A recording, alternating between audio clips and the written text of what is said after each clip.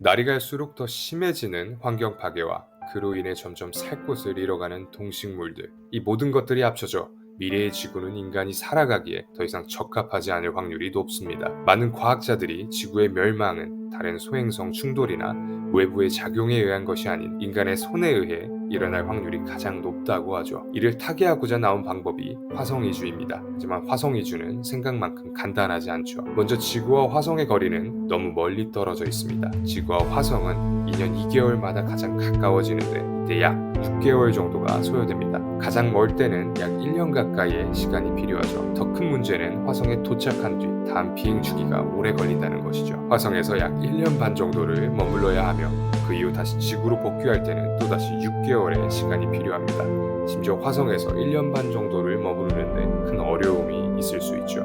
예를 들면 화성에 있는 먼지 폭풍은 평균 입자의 크기가 1.5 마이크로미터밖에 되지 않습니다. 이 작은 먼지들이 건조한 화성 표면에 그대로 쌓이다가 중력이 약한 화성에 바람이라도 조금만 불면 바로 날아가 대기에서 굉장히 오랫동안 머무르죠. 가장 길게 먼지 폭풍이 일어날 때는 약 수개월가량 이어지기도 합니다. 더군다나 이 먼지 폭풍은 약 300일에 걸쳐 발생하는데 이 정도면 1년 내내 먼지 안에서 사는 것과 같은 상황이죠. 이 먼지 폭풍이 인간에게 직접적으로 강력한 피해를 주진 않지만 햇빛을 95% 넘게 차단하기 때문에 태양 전지를 에너지원으로 사용하는 화성 탐사선은 작동 자체가 불가능합니다. 두 번째로는 우주 방사선에 대한 문제입니다. 화성은 지구와는 다르게 대기가 희박하기 때문에 태양으로부터 발생하는 방사선을 막아줄 수가 없죠. 이 문제는 생각보다 더 심각한데 화성을 갔다가 지구로 다시 돌아오면 2년 2개월 동안 우주 방사선에 그대로 노출되고 말죠. UCL 연구진은 화성 임무를 마치고 돌아오는 길에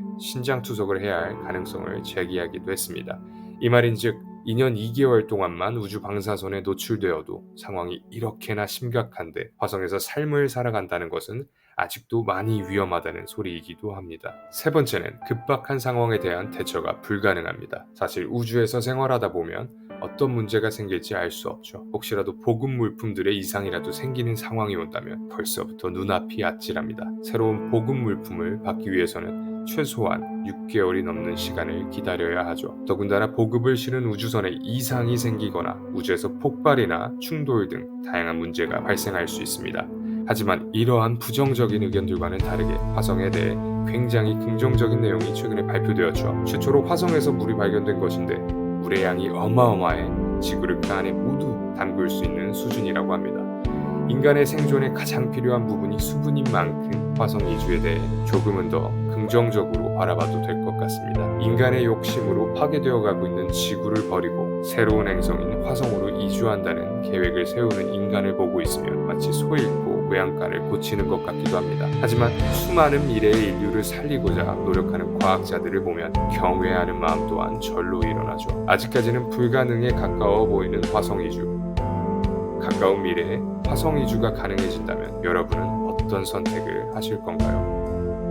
화성 좋아.